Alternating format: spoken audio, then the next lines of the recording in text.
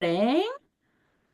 Send this out, but I am pumped to have you speaking, Erin. I've been following you for a long time on Instagram, as you know, and I don't know why I was pushing it off. I was like, I don't know if she'd be a guest speaker, but then when you were like so open and willing and truly excited to do it, I was like, this is amazing. We get tons of beauty, spa, metastatic clients, and I think the topics that you are such a genius around, I don't think are talked about enough.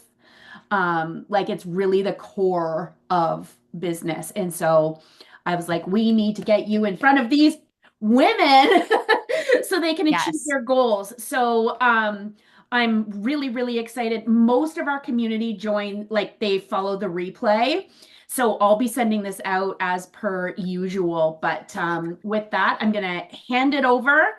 I'll watch to see if there's any questions in the chat. And yeah, I'll hand it over to you. Okay, awesome. Well, yeah, I'm glad that there are some people in med spa, beauty businesses, but everything that I talk about today will also apply just like even if you were owning a restaurant, if you're selling t-shirts, right? The thing around business is that I've learned in my career is all about numbers. I have like a jam-packed, like it's a lot. We have a jam-packed next hour together, 45 minutes to an hour, but this stuff I could talk forever. So my goal is to help you feel like you can make more without stressing as much. So I want to dive into ways that you can increase your sales and increase your average spend. So that's what we're going to talk about today. And anyone who ever works with me or if you follow me on Instagram, you know I love a good quote. One of these is whether you think you can or you think you can't, you are right. And I listen to that all the time, and I need to check myself on the regular because sometimes I think things will be hard. And if I think they're going to be hard, they're probably going to be hard. But if I think that I can do it, then I'm most likely going to do it. So, what I have learned in my career is the secret sauce no one talks about that you mentioned, Meredith, which is really knowing your numbers is knowing your business, and that systems help you close more sales than a script ever will.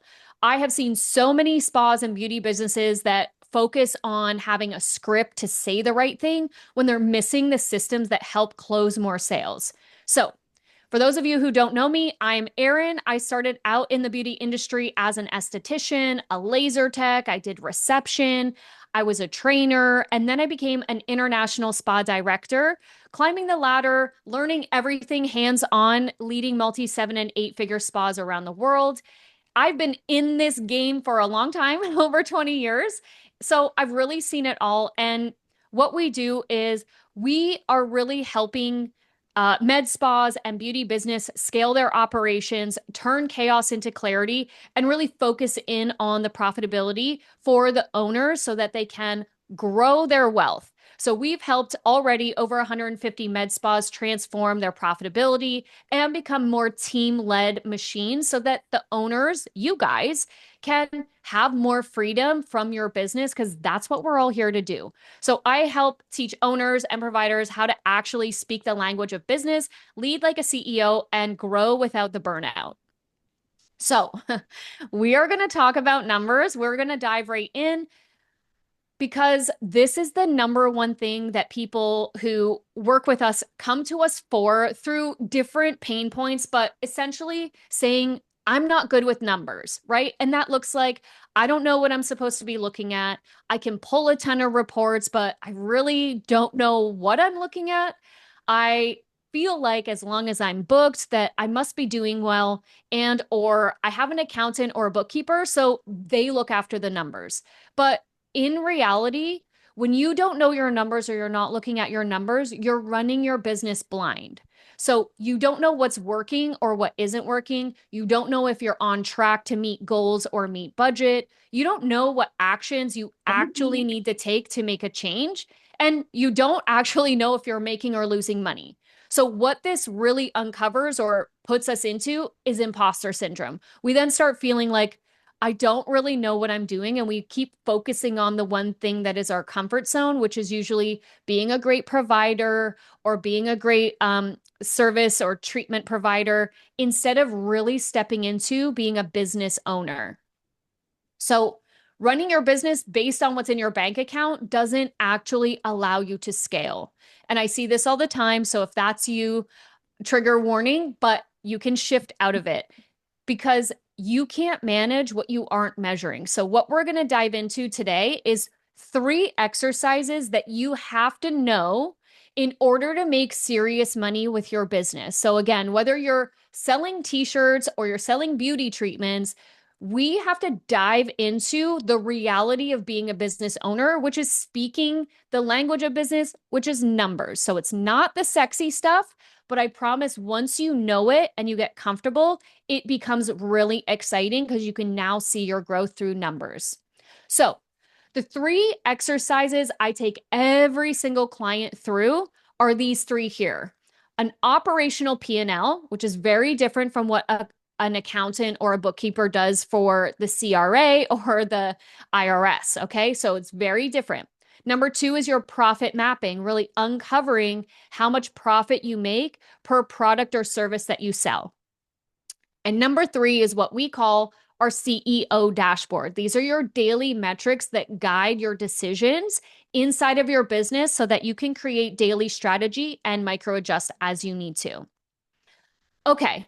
So, first of all, let's call out there are common mistakes that everyone makes when we don't track. So, it could be things like underpricing, right? So, you're not really accounting for overhead, you're not accounting for true costs, you're over discounting. So, in the beauty industry, we already have very slim margins of profitability. So, over discounting is a race to the bottom. I promise you that.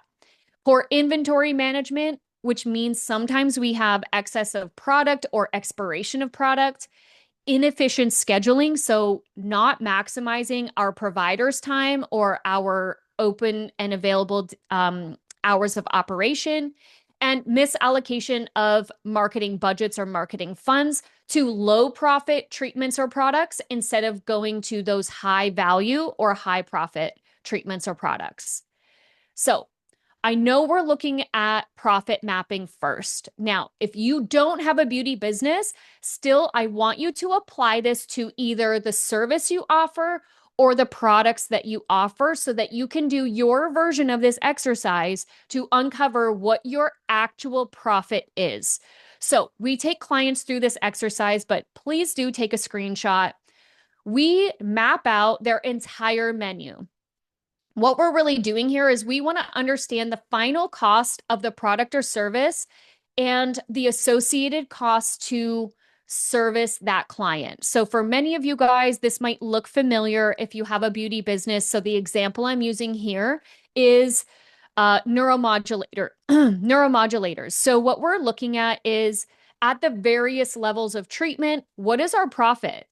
So, what we include is costs associated like medical director fees, supplies cost, product cost, labor cost, because many of you guys are not paying yourself. Okay.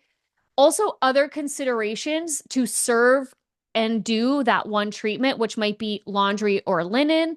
That might be food or drink, especially if you have a retail shop or a spa where you're offering coffee, tea, water, a snack that needs to be included in your treatment cost, and any other amenities, especially if you have like a brow business, a waxing business where you're utilizing maybe you're giving away headbands or disposable panties or things like that that are amenities that the client takes away, especially lashes. You're giving away the lash brush, typically with every single client. Nail business, usually you're giving away the file. So these are all costs that you want to include. So what I have here is the actual treatment, the time. So we've got the duration and what we sell it for. And then behind that, we've got our product cost, if there's any tax or shipping, if you have, again, a welcome ritual. So in this example, it's giving them the welcome drink, which costs $2.70, a medical director fee, their labor costs to pay the service provider, the supplies cost that could be for gauze, gloves, exam paper, anything else that you're using for that treatment, so that we have a total cost so we can see in profit how much money that particular treatment would bring in and what the profit margin would look like. Okay, so again, you guys can take a screenshot, but spoiler alert, I'm giving you this exercise at the very end so you guys can get a copy of this template with all of the formulas. All you have to do is drop in your product or service so you can start working on your profit mapping right away. So when we're analyzing the profit for each treatment or service or product, right? So if you're doing a product-based business, then you want to put the products in here, okay? Now, profit mapping analysis, what we're really looking for is, are we priced correctly? Do we have enough profit over here?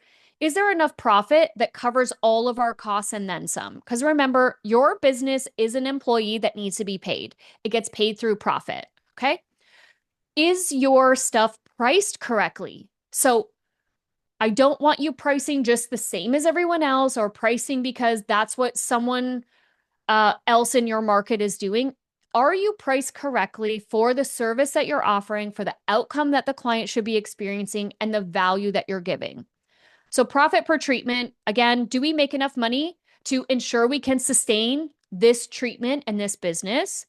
And how much does the business make per hour? So, just as a side note, I know a lot of business coaches or even, looking online, you'll see revenue per hour. Guys, I want you to know revenue per hour is important, but it's not as important as profit because I've seen and worked with many businesses that have a good revenue per hour, but no profit. And let's get real, we are in the world of entrepreneurship where profit is everything. Okay. I have worked with clients who have $3 million revenue a year and their profit for the entire year was $50,000. That makes absolutely no good business sense. So, yes, you can focus on revenue per hour, but what I want you guys to focus on during this exercise is how much profit you bring in per treatment and then looking at the duration. So, as an example, this is a 30-minute duration. And let's look at the first example, $156 in profit every 30 minutes. So we're really looking at a $312 profit per hour for this particular business. Okay. So again, you can break it down based on duration, but also keep in mind profit matters more than anything else because without profit, you will not stay open. So for those of you guys who are on the call in a beauty business that has similar services, I just want to give you an industry average, and this is whether you're in Canada or in the US typically, just based on product costs and different labor costs. For neuromodulator or toxin, you're looking at a 35 to 50% profit margin. I know that's a bit wide. Depends if you are your medical director or it's in-house or not. Filler, same thing, 35 to 55%.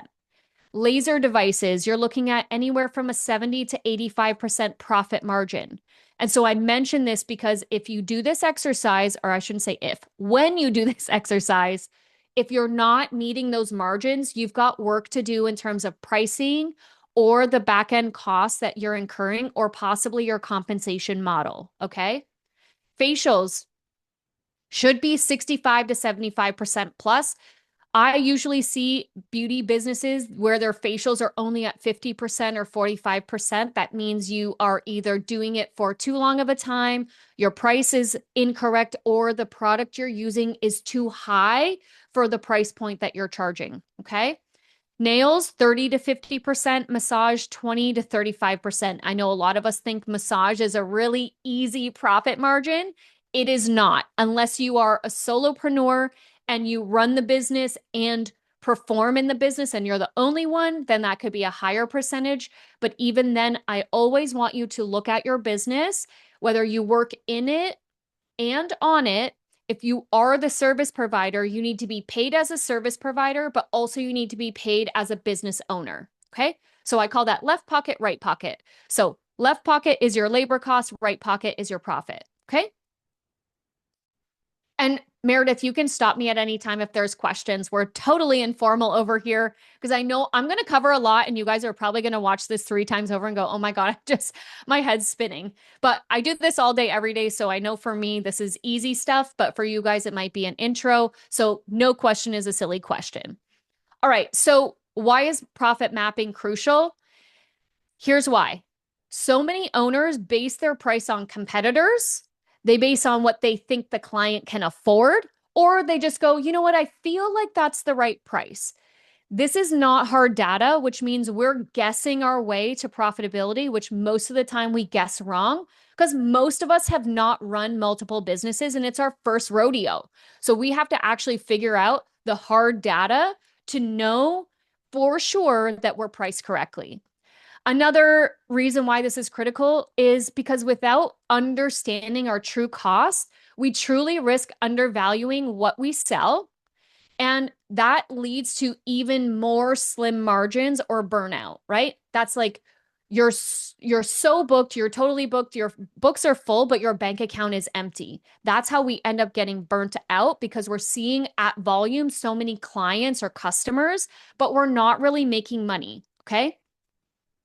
Using this process, so the profit mapping process, you will learn what the real costs are so you can make data backed pricing decisions for your retail price, for hiring, right? The compensation model, how you're paying your employees, and what you're going to sell and market so that you don't start marketing the lowest profit thing. I see this all the time where people will try to promote that entry level treatment that brings in almost no money to your business.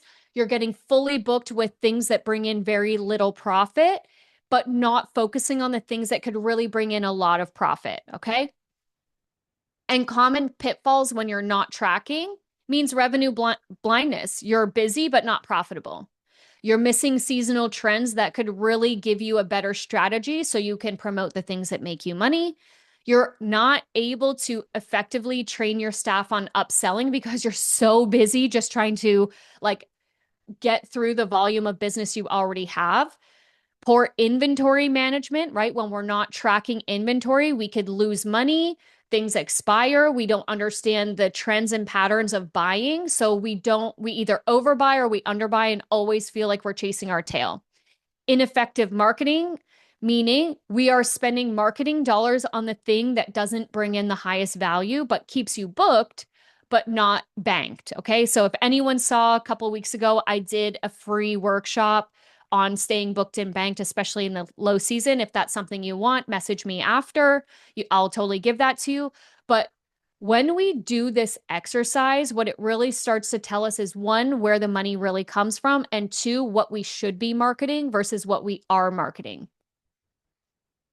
So, what that helps us see is our hidden opportunities. When we don't track, we often focus solely on more appointments, needing more clients, but missing a very easy path to growth. Okay.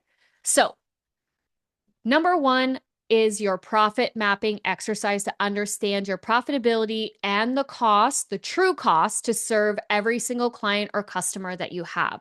Once you know that, then I want you to look at your CEO dashboard. That's what we're looking at here. This is really your daily pulse check inside of your business. So, as a former international spa director and even today running my own business, we need to know what is our daily revenue? Are we achieving what we need to in order to hit our goals daily? When I know this number daily, I can make micro adjustments in real time to either the scheduling of employees or who's on my book, who's not on my book, and the strategy that I'm going to take to help save the day, recover the day, or even that next day. So this helps you in real time make those micro adjustments. Too often, I see people look at their numbers a month later after the month is over, and they go, oh, we really should have called our lapsed client list. Oh, we really should have pushed that a little bit more. When we look daily, we can make those adjustments in real time. I also want you looking at your average spend. This contributes to your overall daily goal and it helps you work smarter, not harder. Meaning, If we know the average amount of money that every customer or client spends when they walk through our door, we can reverse engineer our marketing to know how many clients we need in order to hit our goal. That helps us daily take action, calling clients, posting on Instagram, sending out emails, doing follow-up calls. These kinds of things where you just fully take control and don't wait for the client to hopefully call you. All right. The next one is number of clients and treatments that you are doing on the daily, because a lot of the time, more clients does not always equal more profit, especially if you're booking low ticket services. And there's nothing wrong with low ticket. It's just understanding that with that business model, in terms of low ticket means higher volume, and higher volume sometimes means higher labor costs or less profit. So this is why average spend matters, because if you're doing a strategy where we're doing volume, then we have to have an upsell or cross-sell strategy in place. And the number four thing is turn away business. Every turned away client is revenue walking out the door. So we have to look at, what is our backup plan? Do we use a wait list? Are we cross-selling? Are we retailing? So turn away business really looks like that person who couldn't get an appointment because you're maybe fully booked with lower ticket services, or you're so booked with nails that no one can get in for a facial, right? So when you do your profit mapping, you can see what really brings in the money, so that as you look at your numbers of your CEO dashboard every day, you can start to see if you're really calling in the type of clients, revenue, and average spend that you need to hit your goals. So we have a chart inside. So I know this looks like a hot mess for you guys, but essentially, because every software I've ever worked with never showed me these specific numbers, the number of clients, the average spend, number of treatments, daily revenue, and turn away business all in one. I'm lazy, guys. I don't want to have to look on 8 different screens to know what I'm looking for in terms of my daily numbers. So I created a spreadsheet. Everyone inside my program uses this as their daily report as well. So that way we can see what's on the book for today, what's on the book tomorrow, so I can make micro adjustments. If I don't hit my daily number of treatments, I'm on the phone, I'm calling old clients, I'm going back in time, I'm trying to figure out why have they not rebooked, right?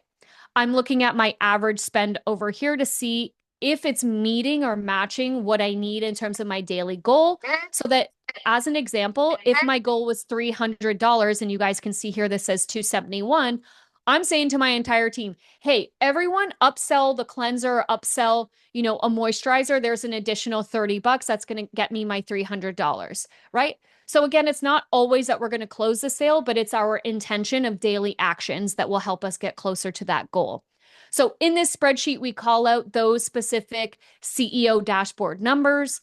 Again, take a screenshot. You guys can replicate this. Or some of you do have a software that you use where you can pull these numbers.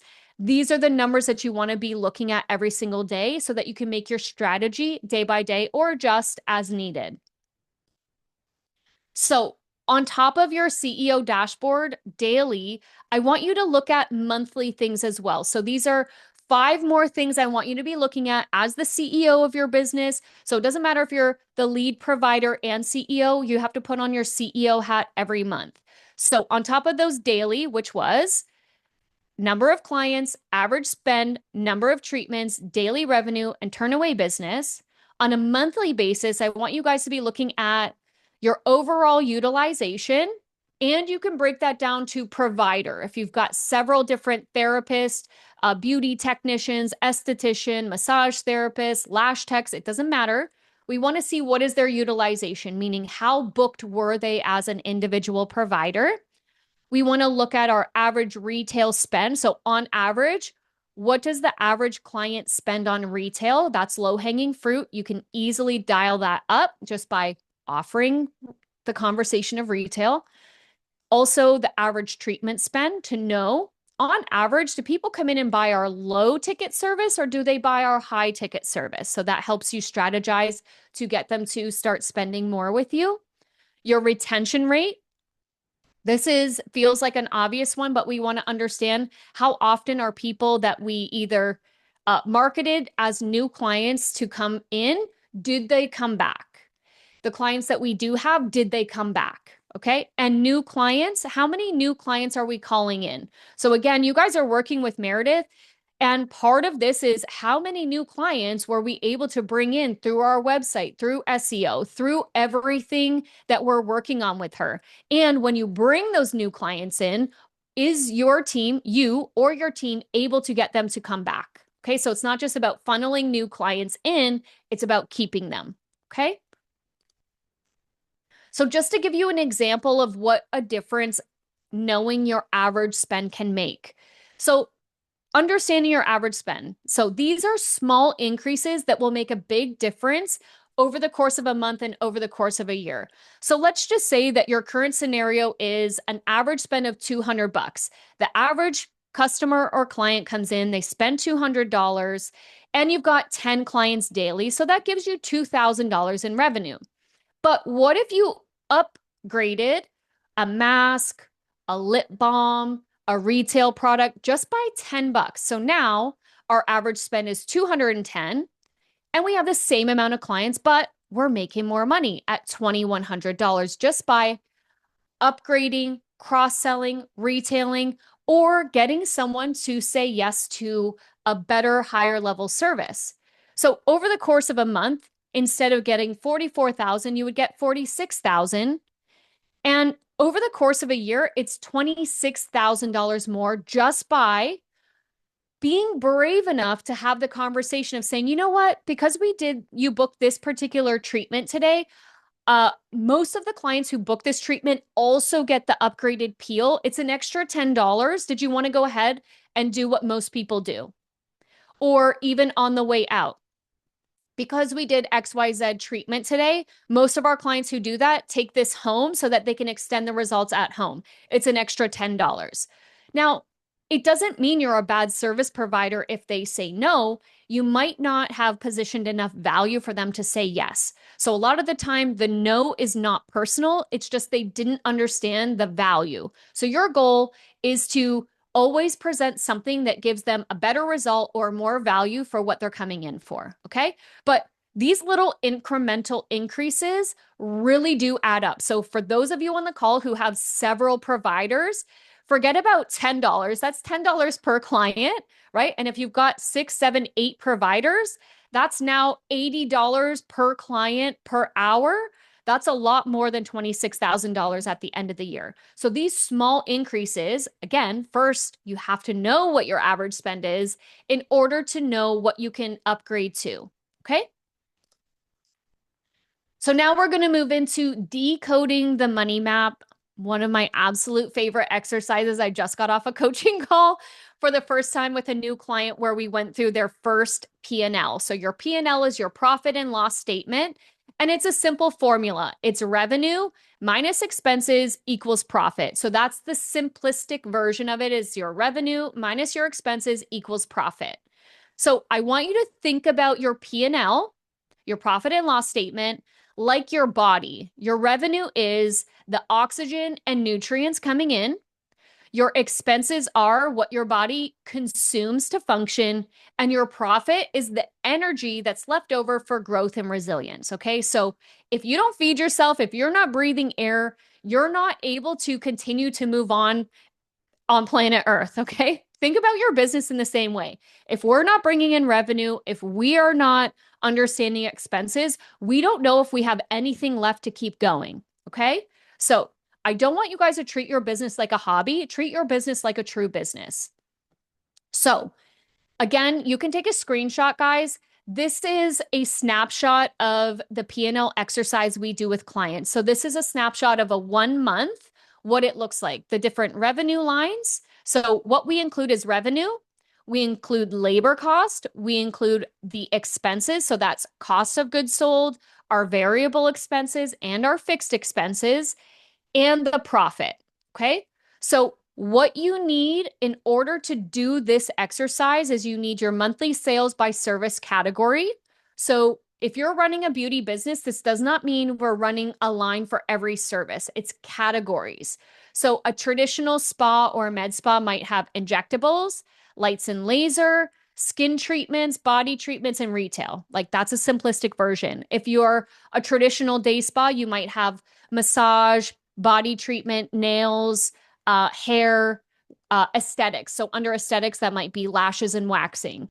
If you're a massage therapy, so I've got a massage therapy client. We do this categorically based on time. We do 30 minutes, 45, 60, 75, and 90. Then we do, if they do TCM, if they do lymphatic, or any prenatal, and then we do retail. So you can categorize this out based on a family of treatments. So again, just as an example, for facial treatments, you might have 5 different facials, but the category is facial. We don't map out every single facial, we map out the category. Okay. Anyone, if you have questions about that afterward, DM me. I'm happy, or we'll have time at the end. But we want to first map out our revenue categories. Okay. Then we want to understand our labor costs. How much does it cost us in labor to create this revenue? All right.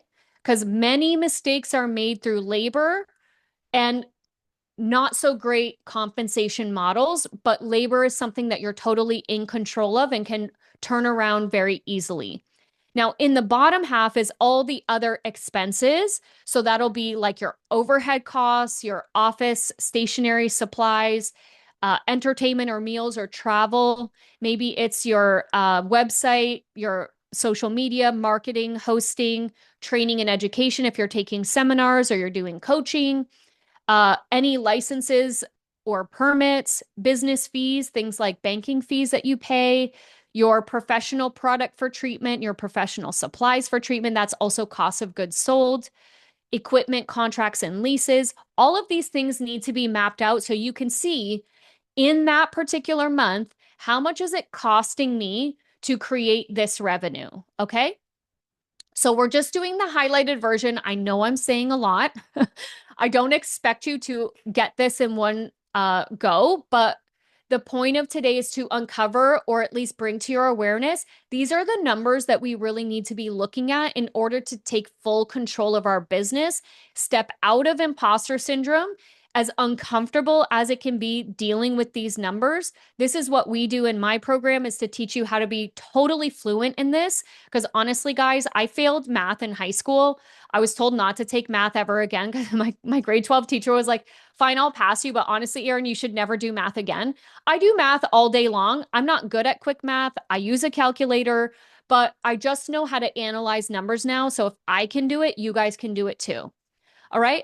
So other considerations in order to do this exercise will be completing your inventory every month to know what you've sold, what you've used, your accounts reconciled to make sure that you have everything paid, invoices are done and paid. And in order to really be able to strategize for a better month the next month, or to really feel like you're doing things in a strategic way, you want to complete this exercise within the first 7 to 10 days of a new month. Okay, so this past week and today, this week, I'm going through P&L exercises with all of our clients so that we're going to walk through, see how May went and what adjustments they're going to make in June. Okay, so what we're looking for in this exercise is, where did we make the most sales? That's up here in revenue, so we can see who bought what are the buying patterns of our clients. Compare last month and the same month last year. So I always compare the month before and the same month last year to see for any growth or changes. Did we meet or exceed our goals? And did our marketing work? Okay. Now, a lot of people spend money on marketing and they have no clue if it's working or not. You and your marketing agency, or you and Meredith, can sit down and go, is this working, and what micro adjustments can we make? Now, in terms of labor, I want to just keep you guys in the know. For anyone running a beauty business, a med spa, traditional spa, any kind of spa-like business, here's what I want you guys to look at in terms of your labor costs, which is just here in the middle, which is healthy looks like 30% or less. So 30% or less of your revenue should be going to labor. If you're 31 to 40% of labor, I call this yellow flag, meaning you're losing some opportunity of profitability to most likely a bit wasted or unproductive, ineffective labor. If you're 40% labor or higher, that's red flag energy. It means we're giving away profitability or we don't have our labor efficient. So that could be your compensation model. Maybe you're paying your people too much because you didn't really know what you were negotiating.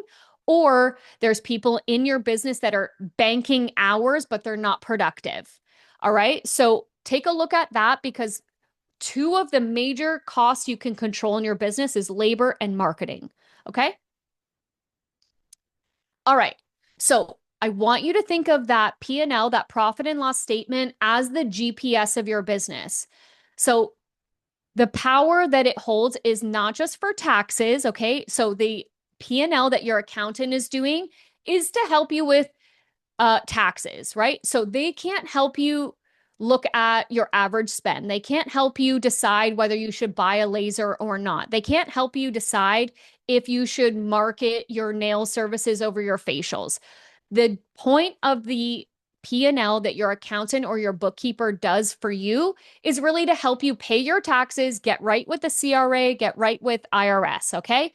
So you need to do an operational P&L to understand how the operation is functioning.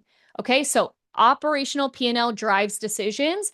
Your P&L for overall business accounting at the end of the year when you're doing taxes, hopefully you have a good accountant. They're helping you save money on taxes. There is a difference between the two. Also, your P&L gives you real-time navigation versus looking in the rear view mirror. And so what I mean by that is it's really the only tool that shows you where your money is really coming and going. And it shows you which services are actually selling, what's killing your cash flow, and where you can invest for maximum growth.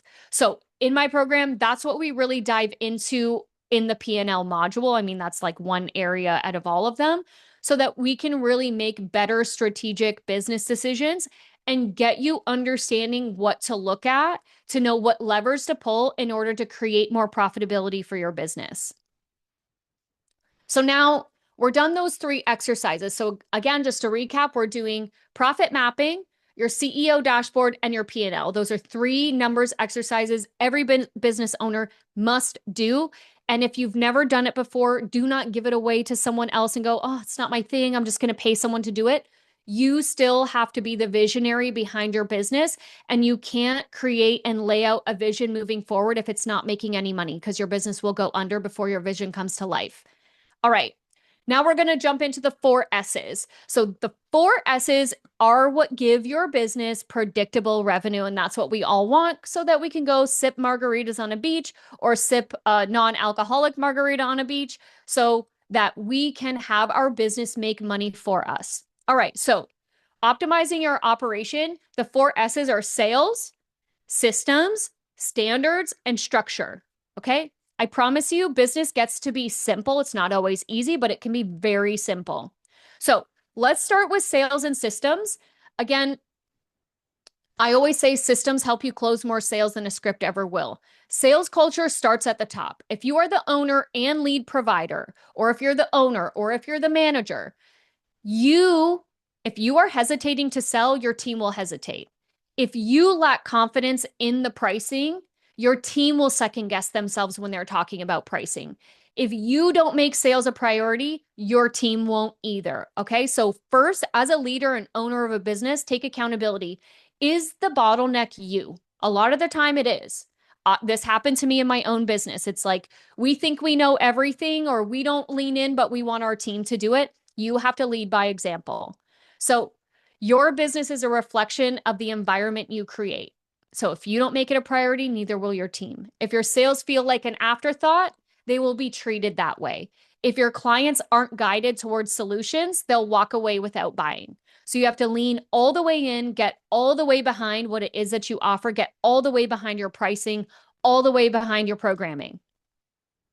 So sales isn't just about one conversation, it's built into systems. It's built into structure and it's built into your standards. So the way that I teach it and the way that I look at it, and again, this is just coming from years and years of helping to turn over failing spas and doing it in different countries. So it's not like, oh, it's different in Canada than it is in the US or it's different in China. It's not. trust me, I've done the work. Okay. Systems. That's like having clear consultation guidelines, clear follow-up guidelines, and clear processes that drive revenue. Your structure is defined sales checkpoints in your consultation, defined sales checkpoints in the checkout, defined sales checkpoints in your follow-up. Standards, a company-wide expectation that every client is guided toward a solution. This is not like, oh, today I feel confident, so today I'm going to offer retail. It's a standard that every client gets a retail conversation. It's a standard that every client gets an upgraded opportunity. Not when we feel like it, but it's a standard, right? It's just, this is how we do it here.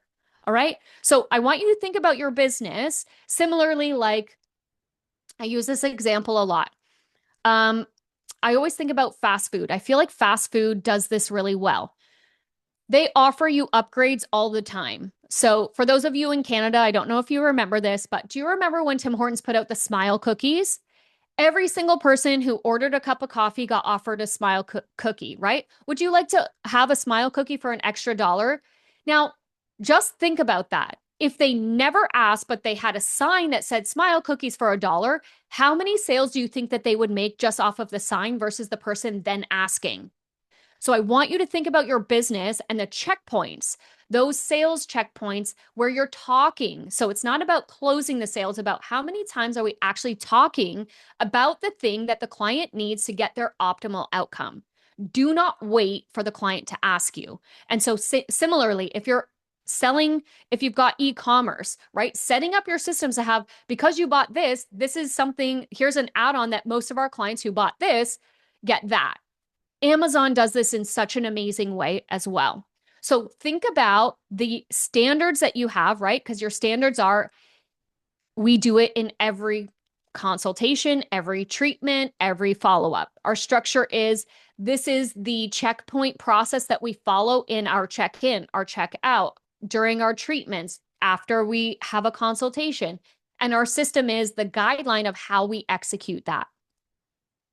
So systems close more sales than a script ever will. Again, I'm saying that 3 times over because I have to tell you, it's not that you need to get down a script.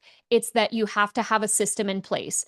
Systems matter because you can't control what your client does, but you can control how things happen inside of your business. You can control if your team is asking in every appointment or not. Sales happen when every team member follows a structured, repeatable process. So think about if you've ever traveled somewhere. I always think about Subway sandwiches, right? Or even think about getting on an airplane. It doesn't matter what country you're in, you go through the exact same process to get to the outcome. The outcome is I need to get on that plane. So in order to get on the plane, I got to go through security. I have to put my bag up there. I have to take out my toiletries, take out my laptop, every single country. Every single one. Now, sometimes shoes on, shoes off, but you get the idea. I have to go through security. Then I have to go through customs. Then I have to find my gate. Then I have to board. It's a system. Okay. So if you have clear, structured systems that are repeatable for your team, you will see sales dialed up.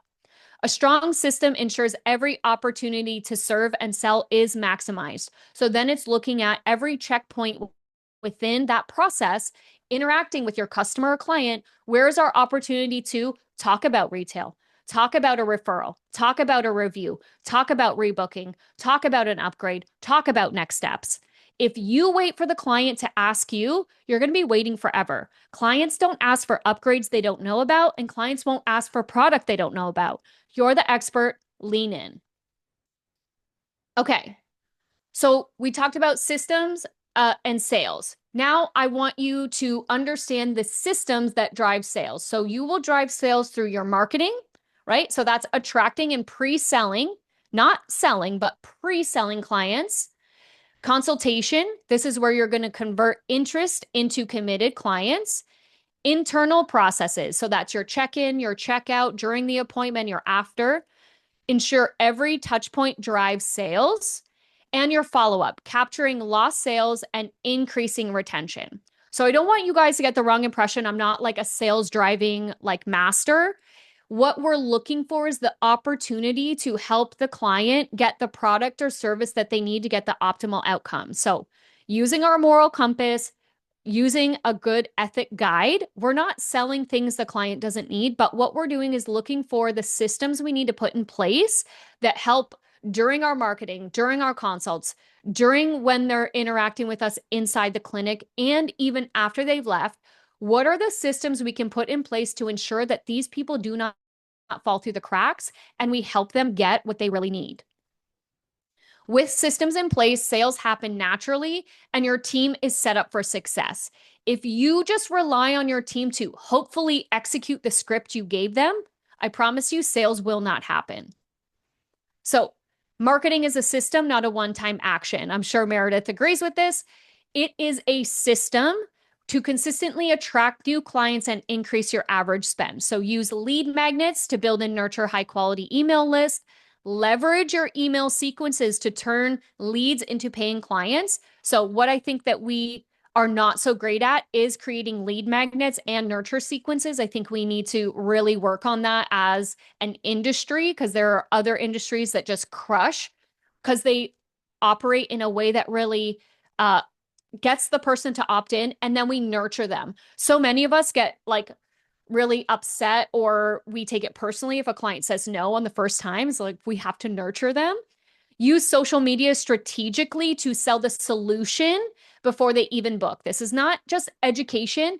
Let's sell the solution. People have problems and you provide solutions to their problems.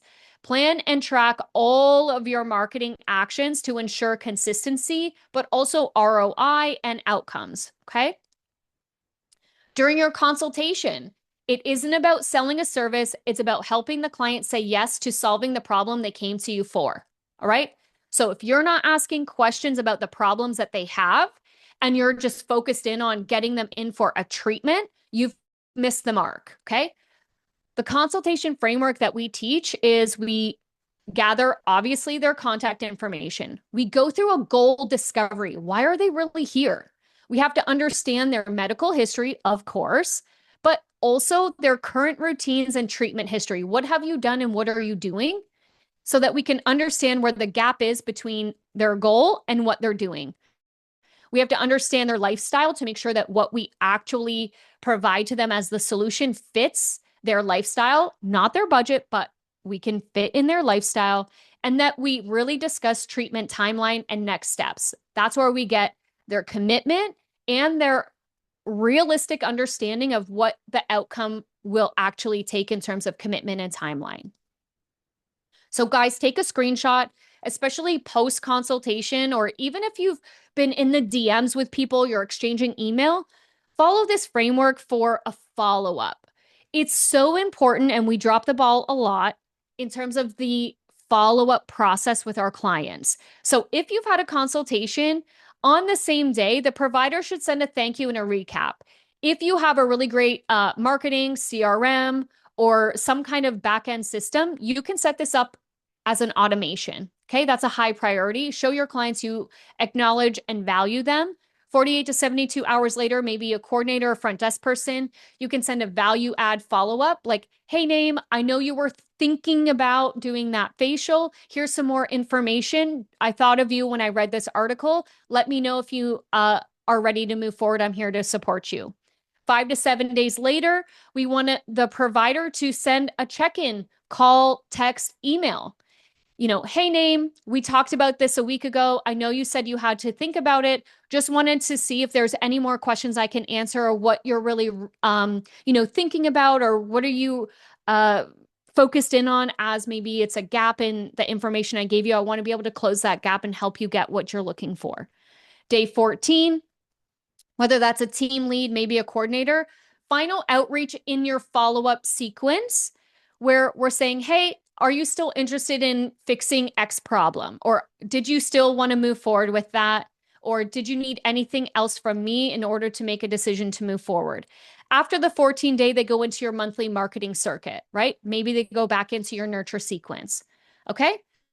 So Meredith can break that down. I know she's nodding her head. She gets it. I know for a lot of people, this feels brand new, but this is high touch points. Because again, if you have a beauty business, the average spend is like 100, 200, 400, $800. This is a high average spend, meaning we need high touch points in order for the client to feel like, yep, I want to spend my 800 bucks with you because they feel like you're invested in them. We can't expect clients to spend the highest dollar value with us when we make no effort, okay?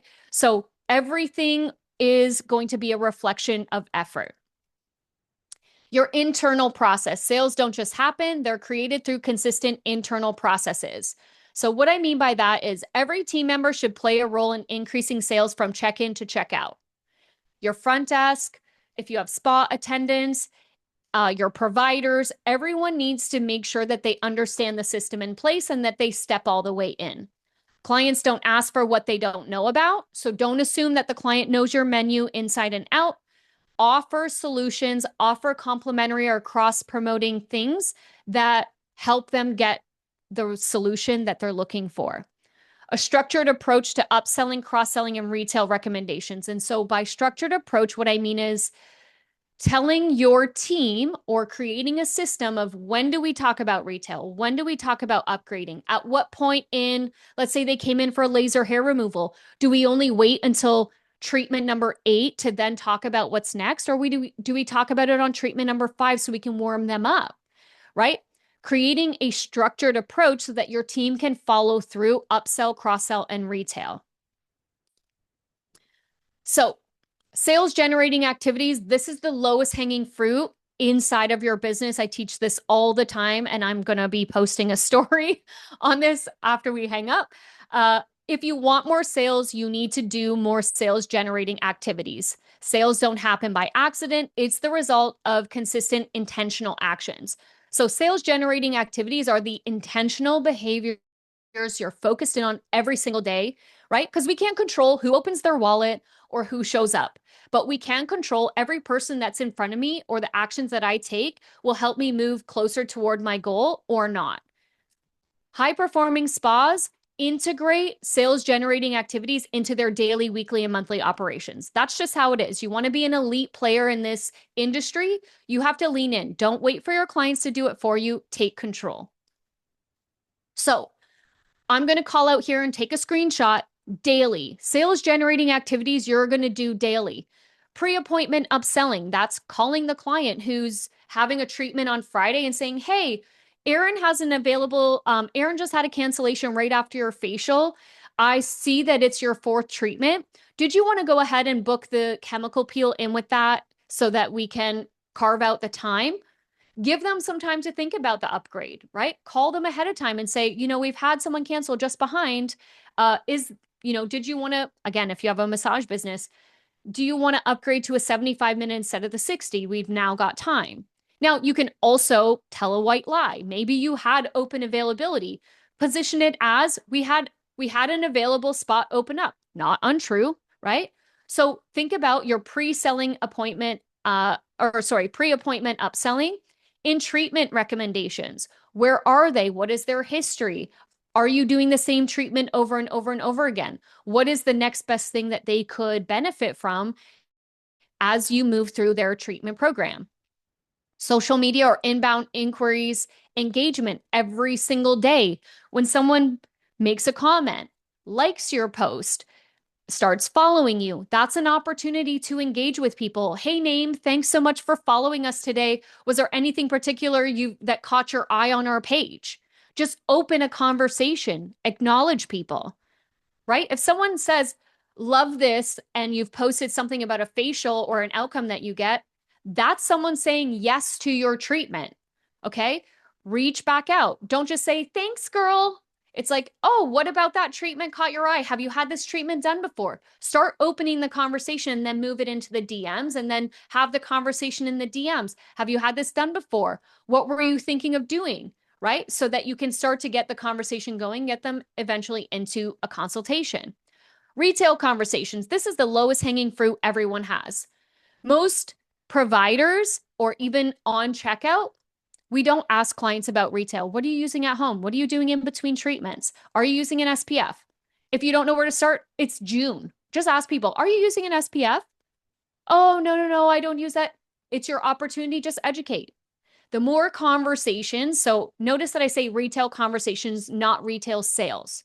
The reason why I say retail conversations is it's the law of numbers. The more you have the conversation, the more sales will happen. Okay. So if you notice that there's no retail conversation in your checkpoints or your systems, put that in there. Follow ups on recent consults and treatments. If someone says I have to think about it, what do you actually do? You just let them leave and go, oh, well, when they're ready, they'll call me. You have to go after business. You have to remind people you are here. You have to remind them that you are the solution to their problem. All right. So, what system is in place, or what people are you calling that haven't been back? Weekly, creating a lead magnet and email nurture sequence. Did that go out?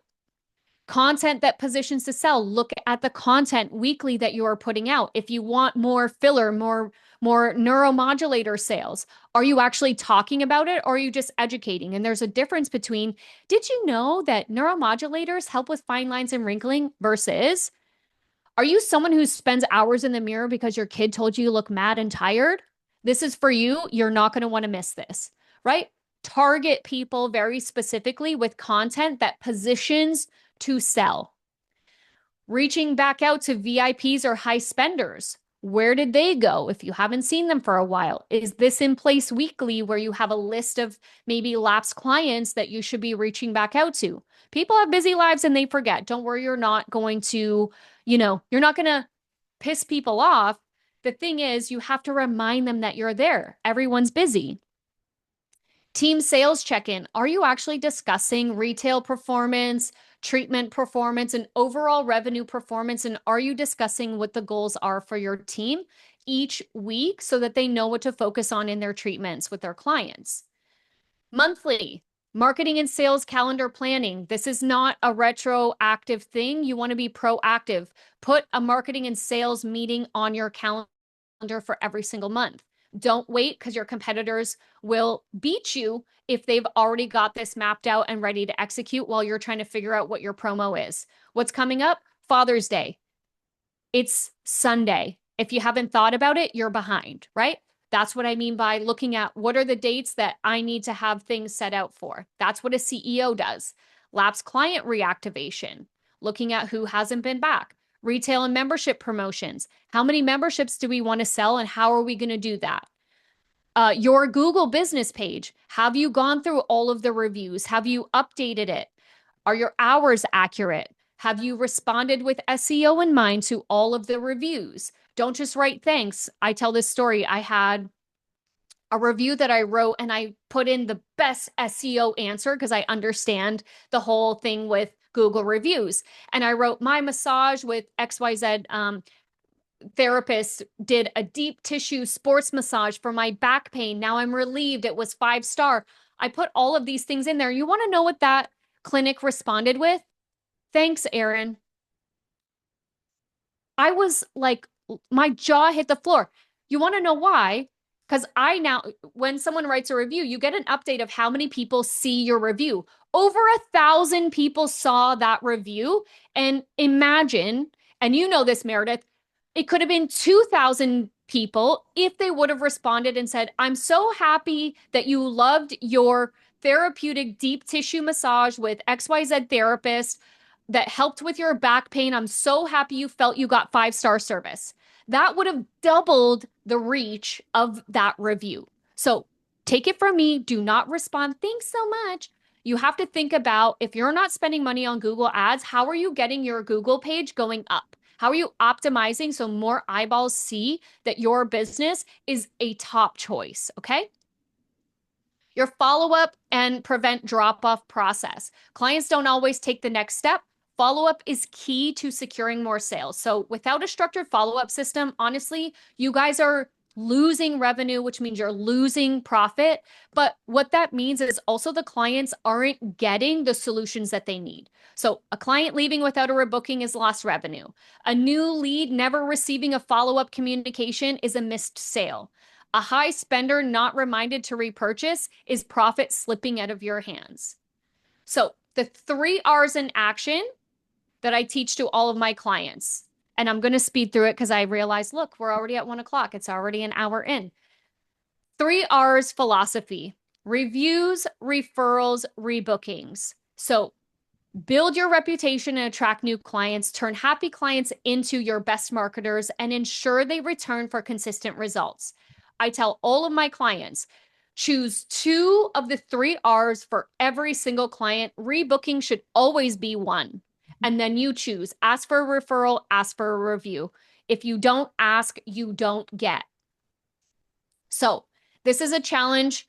What can you upsell, pre-sell, or cross-sell or retail based on what you just learned from those 2 first S's? Okay, so look at the book that you have, the business that you have going on for the rest of the week. What can you do about upselling, cross-selling, retailing, or pre-selling? Okay. Now, we're going to do the last 2, which is standards. Standards equal trust, which equals sales. Standards equal consistency, which equals client retention. Standards equal premium perception equals higher pricing and more profit. Without standards, you're building your business on quicksand, relying only on individual team members who are skilled at sales or one-off marketing spikes instead of creating your business to be a predictable machine. So I use these 2 different examples. We've got Louis Vuitton and Dollar Tree. Okay. These are the standards for Louis Vuitton. Chic design, very clean, very simplistic. The lighting, the furniture, the placement of product, they have a very specific standard of how they operate versus Dollar Tree. Their standard is jam-packed, so it looks like abundance of product. We want our customers to come in and buy 5 of everything versus Louis Vuitton wants 1 of everything. So it doesn't matter what your standard is, but you have to be clear on what your standards are so you can call in your ideal client and turn up the volume on how they spend with you. And for structure, clear leadership and communication create faster action and fewer mistakes. Documented processes like SOPs protect the client experience and your sales flow at scale. Org charts and role clarity empower your team to perform and sell better. Training for quality control of client experience, results, and referrals. Owner freedom leads to more time to work on your business than in it. So what that all means is structure looks like job descriptions, org charts, flow charts, your performance reviews, how you do your onboarding and training. All that stuff is also the unsexy part of owning a business, but structure isn't about corporate red tape.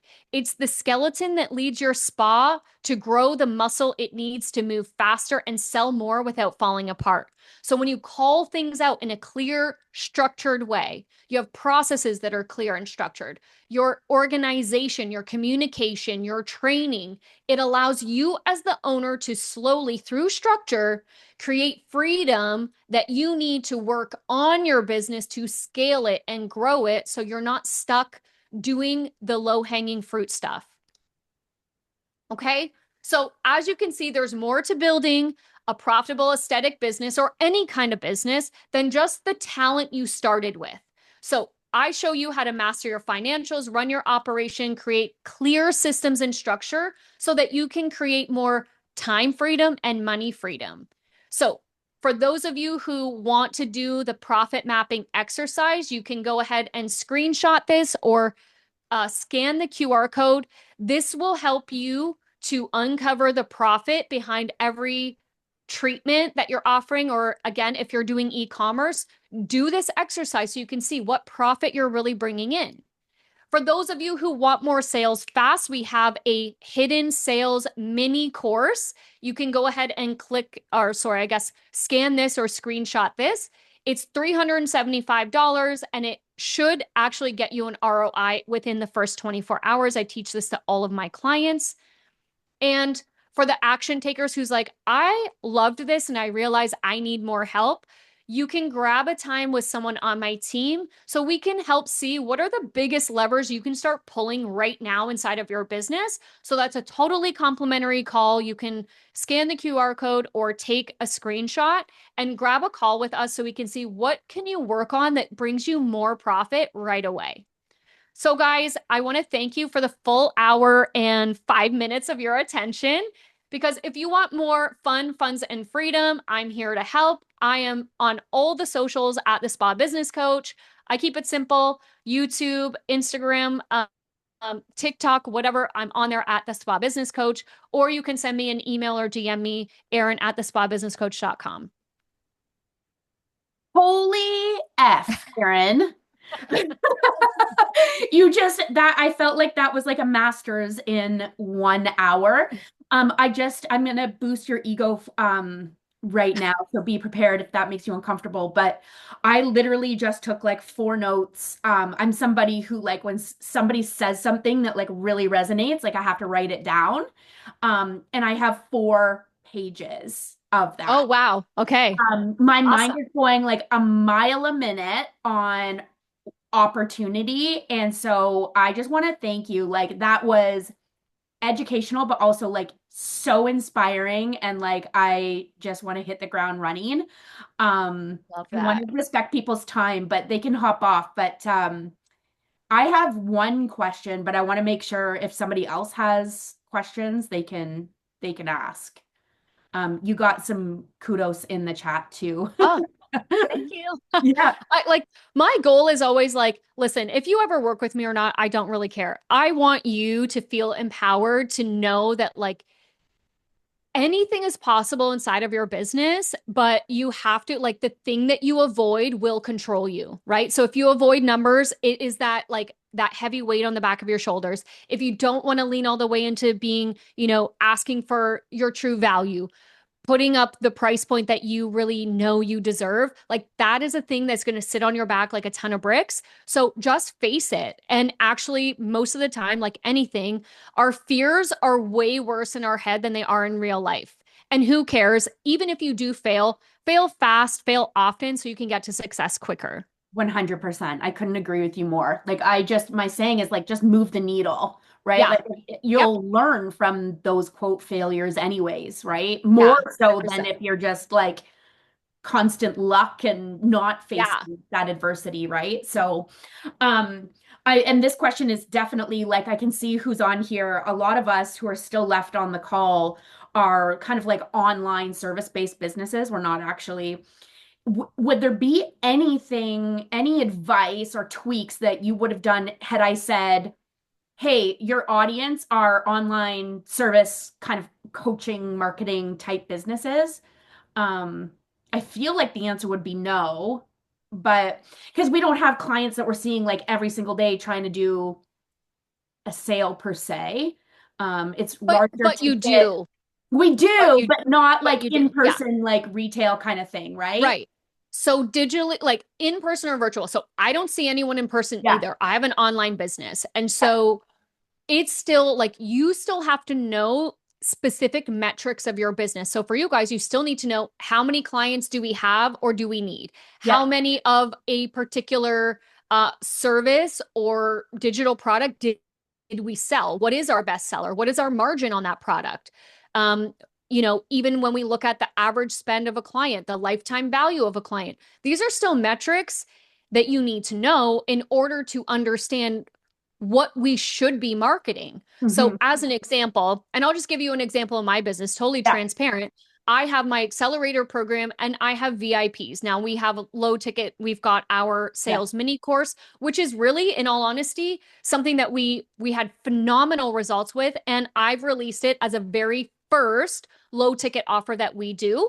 So again, for us, it's a test somewhat, but Yeah. even still, it's to get people results. Yeah. So I have to know what thing should I be pushing in my marketing or on my socials or in my nurture sequence, or what lead magnets do I want to bring someone to expose them to my body of work, who I am, what I do, how I help, so that I can nurture them. But it doesn't make any sense for me to only, as an example, lead people to my one-on-one coaching, Yeah.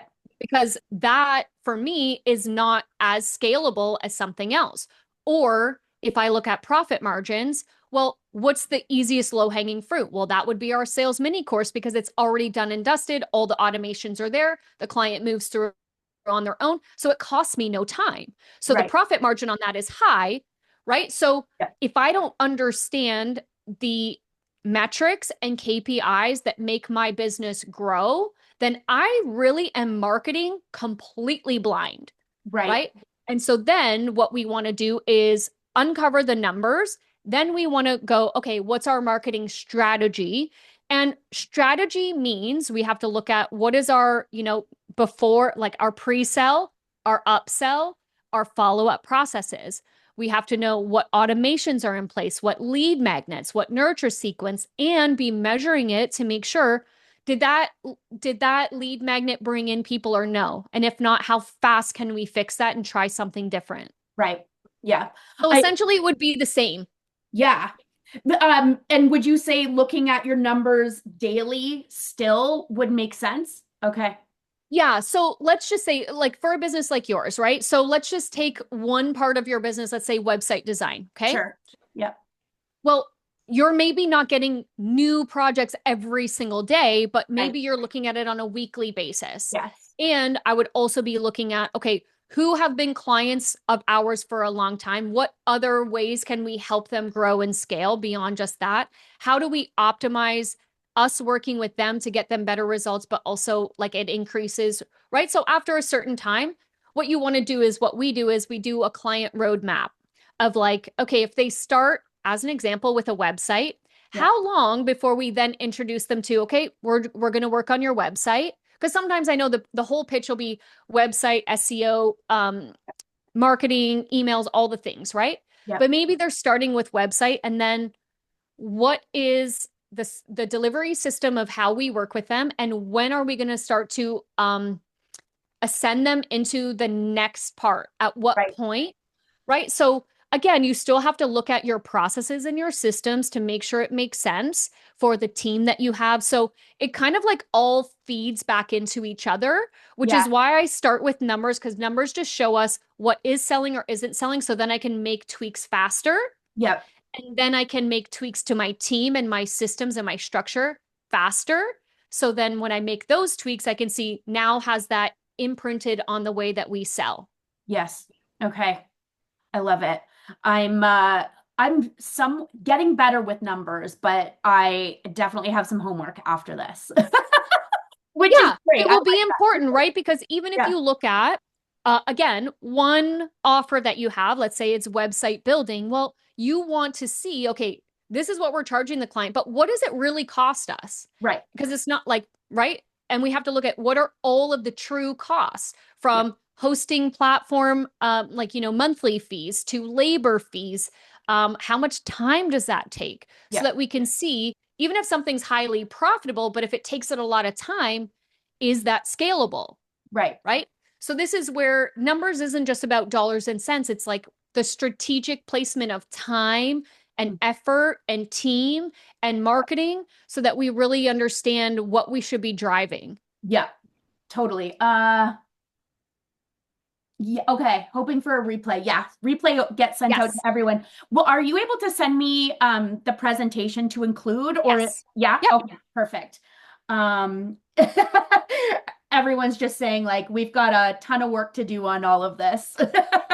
Yeah. Listen, if Yeah. it were easy, everyone would do it. Entrepreneurship, business ownership is not easy. That's why most people don't do it. But if you made the bold and brave decision to go into it, like just go all in.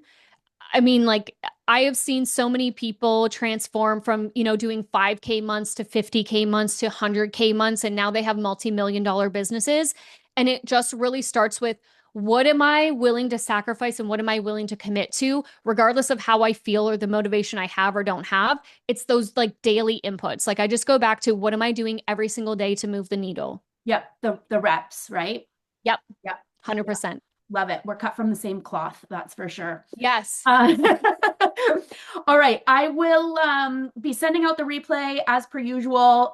If you can just email the presentation to me so I can will include, do. and I'll be including your contact information as well, Erin. So I can't thank you enough. This was incredible. Yeah.